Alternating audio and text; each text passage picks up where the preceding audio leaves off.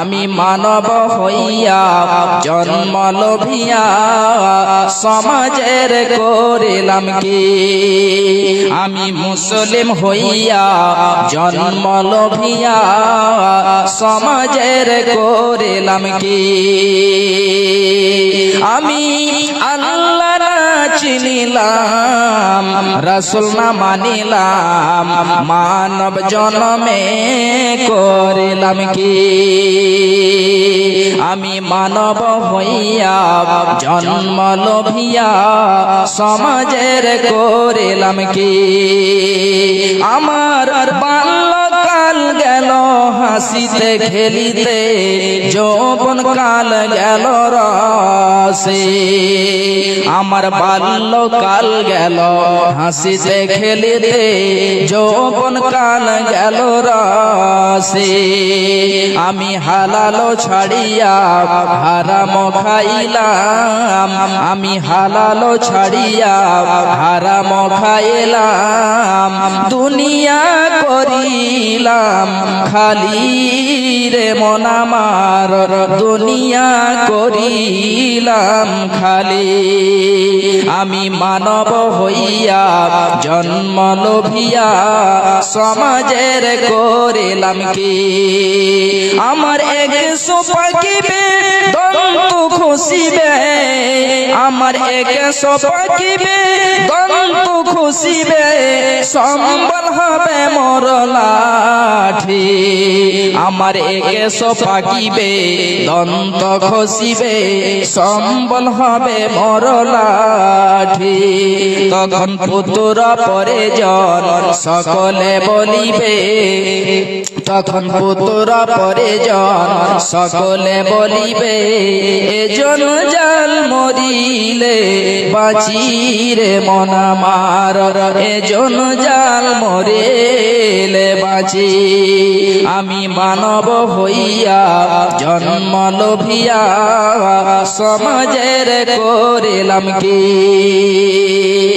ভাইজান বাপজানেরা আমার আমাদের যখন যৌবন কাল হয়ে যায় তখন যেন আমরা পৃথিবীর মায়া মহাব্বতের রং তামাশায় পড়ে যাই খুব ভালো করে শুনুন এই যৌবন কালটা এত যেন মূল্যবান সময় এত বড় একটা নিয়ামত যখন আমরা যৌবন কাল পেয়েছি আমরা যুবক যুবতী হয়েছে খুব ভালো করে শুনুন বিশ্ব নবী জনাবে মুহাম্মদুর রাসূলুল্লাহ সাল্লাল্লাহু আলাইহি ওয়াসাল্লাম বলছেন কাল কিয়ামতের মাঠে আল্লাহর আরশের ছায়া ছাড়া আর অন্য কোনো ছায়া থাকবে না এমন সমাজে এই যুবক এবং যুবতীদেরকে সেই জায়গাতে স্থান দেওয়া হবে তাহলে কোন যুবক কোন যুবতী সবাই পাবে না সবাই পাবে না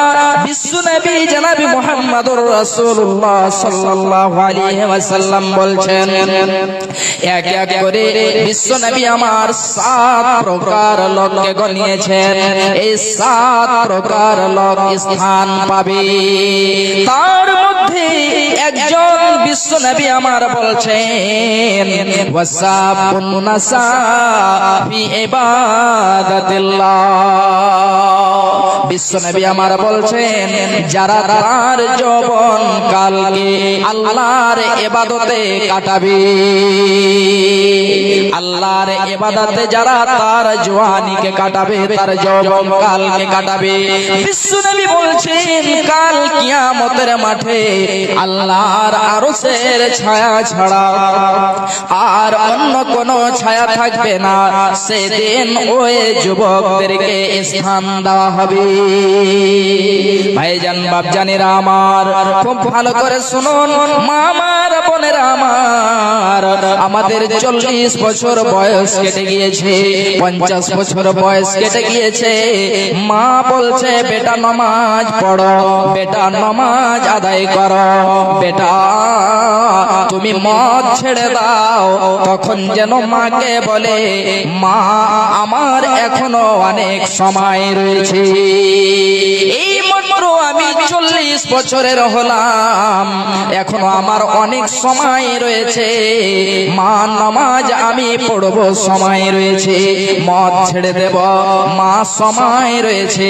ভাইজান একবার আপনি বলুন তো, নির্জনে আপনি ভেবে চিন্তা ভাবনা করবেন, ভেবে দেখবেন যে আপনি আর কতদিন বাঁচবেন। এটা কি কেউ বলতে পারবে? কেউ বলতে পারবে না। আজকে আপনি কালকে আমি এই করিয়া করে পৃথিবী ছেড়ে চলে যেতে হবে, পৃথিবীর মায়া পৃথিবীর মহাব্বত ছেড়ে চলে যেতে হবে। মায়েরা আমার, বোনেরা আমার, খুব ভালো করে শুনুন, আপনার যে জীবন, আপনার যে বয়স রয়েছে, এটা কত মূল্যবান, খুব ভালো করে শুনুন। হযরত আব্দুল্লাহ ইবনে মাসউদ রাদিয়াল্লাহু তাআলা আনহু বলছেন, বিশ্বনবী জনাব মুহাম্মদুর রাসূলুল্লাহ সাল্লাল্লাহু আলাইহি ওয়াসাল্লাম বলছেন, কাল কিয়ামতের মাঠে যতক্ষণ পর্যন্ত 5খানা প্রশ্ন না করা হবে, ততক্ষণ পর্যন্ত এক কদম হিলতে দেওয়া হবে না, এক কদম নড়তে দেওয়া হবে না। তাহলে ওই 5খানা প্রশ্ন কি রয়েছে? খুব ভালো করে শুনুন মা আমার, বোনেরা আমার, ভাইজানেরা আমার। বিশ্বনবী বলছেন 1 নাম্বার প্রশ্ন হবে আন উমরিহি, 1 নাম্বার প্রশ্ন করা হবে। বিশ্বনবী বলছেন যে হে বান্দা, হে বান্দি, বলো তোমার বয়সটাকে তুমি কিসে কাটিয়েছো? আমি আল্লাহ রাব্বুল আলামিন তোমাকে 40 বছর, 50 বছরে, 100, 200 বছর জীবন দিয়েছিলাম। বান্দারে, হে আমার বান্দিরা, বলো তোমার এই বয়সটাকে কোথায় কাটিয়েছো? আজকে আমরা 40 বছর এমনিতে কাটিয়ে দিই, 50 বছর হয়ে যায়, যখন আর কোমর যেন সাজদার জন্য ঝুঁকে না, যখন রুকু করতে পারে না, এমন সময় লাঠি নিয়ে মসজিদে যায়।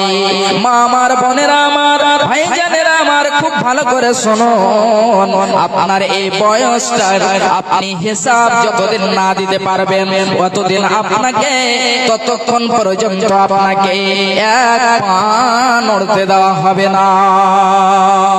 এবারে আসি 2 নম্বরে। বিশ্বনবী বলছেন ওয়া আন সাবাবিহি ফিমা আবলাহু, এবং তাদের যৌবন সম্পর্কে জিজ্ঞাসা করা হবে, হে বান্দারা আমার, বলো দেখি তোমার যৌবন কাল, তোমার যুবতী কালটাকে, বয়সটাকে তুমি কিসে কাটিয়েছো, তুমি কিসে অপচয় করেছো? ভাইজান, বাপজানেরা আমার, খুব ভালো করে বুঝবেন, খুব ভালো করে শুনবেন। একটা মানুষের জীবন 50 বছরে, 100 বছর, 200 বছর, এই জীবনের মধ্যে যৌবন কাল রয়েছে। আবার কিন্তু বিশ্বনবী বলছেন যে তাদেরকে তার যৌবন সম্পর্কে জিজ্ঞাসা করা হবে। তাহলে এই যৌবন কালটার কত গুরুত্ব রয়েছে, কত মূল্য রয়েছে ভাই আমার। আবার আপনাকে এই বিশাল বড় একটি নিয়ামত, যেটি আল্লাহ রাব্বুল আলামিন দিয়েছেন, আবার আপনাকে জিজ্ঞাসা করা হবে, বান্দারে বলো তোমার সে যৌবন কালটাকে কোথায় লাগিয়েছ? এবারে 3 নম্বরে চলে আসি। বিশ্বনবী বলছেন ওয়া আন মালিহি মিন আইনা কাসাবাহু ওয়া ফিমা আনফাকাহু। বিশ্বনবী বলছেন বান্দা বলো তোমার কাছে 10 বিঘা, 50 বিঘা, 100 বিঘা জায়গা ছিল, জমি ছিল, 10টি গাড়ি ছিল, বড় একটি সুন্দর বাংলা ছিল, তুমি লক্ষ লক্ষ কোটি কোটি টাকার মালিক ছিলে। বান্দারে বলো দেখি তোমার সে ইনকাম কোথায় থেকে হয়েছিল, তুমি কেমন ভাবে করেছিলে, তুমি হালাল ভাবে ইনকাম করেছিলে না তুমি হারাম ভাবে ইনকাম করেছিলে। ভাইজান বাপজানেরা আমার, আল্লাহ রাব্বুল আলামিন আমাদেরকে ধন দিয়েছেন, মাল দিয়েছেন, আমাদেরকে ধনশীল বানিয়েছেন।